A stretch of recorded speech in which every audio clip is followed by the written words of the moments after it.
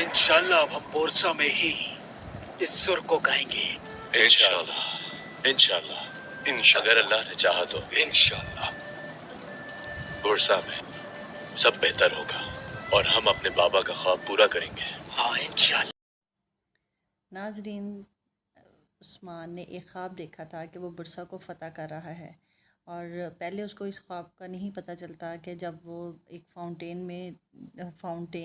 में फ़िश पकड़ता है और उसमें से एक रिंग निकालता है, उस रिंग पे काई कबीले का झंडा बना होता है। तो वो ख्वाब अपने बच्चों को सुनाता है और वो बच्चे भी इस ख्वाब की तामीर में उसका पूरा पूरा साथ देते हैं और जिस तरह उस्मान प्लानिंग करता है वो उसकी प्लानिंग के मुताबिक चलते हैं। तो उम्मीद है कि आपको ये वीडियो पसंद आई होगी। वीडियो को लाइक करें, शेयर करें और सब्सक्राइब करें। बेल आइकन का बटन ज़रूर प्रेस किया करें ताकि नई आने वाली वीडियो आप तक पहुंच सके।